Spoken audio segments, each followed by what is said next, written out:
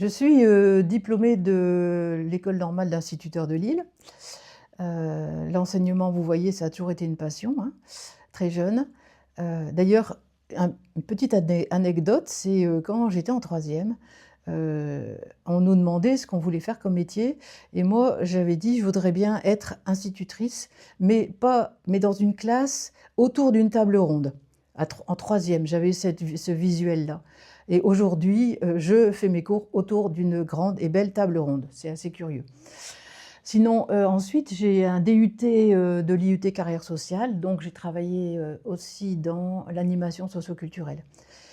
Hem, la découverte de l'astro à 18 ans s'est faite petit à petit, en lisant les livres sur les signes et progressivement, à 28 ans, j'ai vraiment eu envie de m'investir dans l'astrologie humaniste et j'ai découvert les séminaires, d'Alexandre Ruperti à Paris.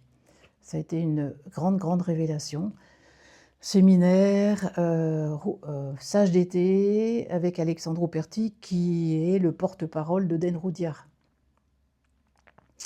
Et parallèlement, j'ai mené un peu mon rôle de professeure, institutrice d'abord en primaire, ensuite, éducation manuelle et technique en secondaire. Parallèlement, j'ai mené les 2 choses en organisant des séminaires de week-end avec, Patrick Brunner, avec Lynn Bell, avec Joël de Gravelaine sur Lille.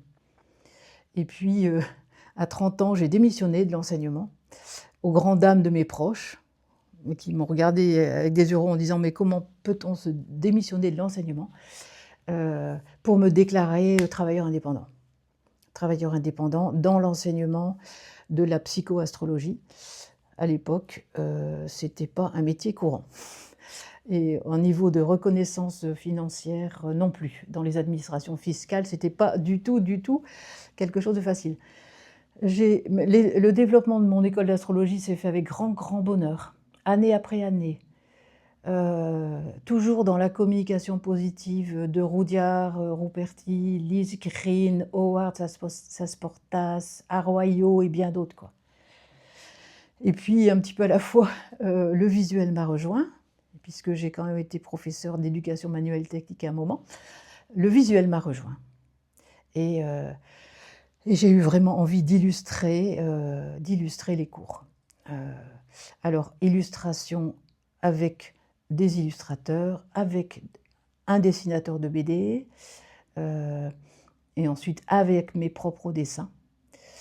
Donc l'astrologie a pris, disons, une autre dimension avec le visuel, parce que le visuel parle vraiment au cerveau droit et à l'inconscient. On me pose souvent la question, mais pourquoi, cette passion? D'où elle vient?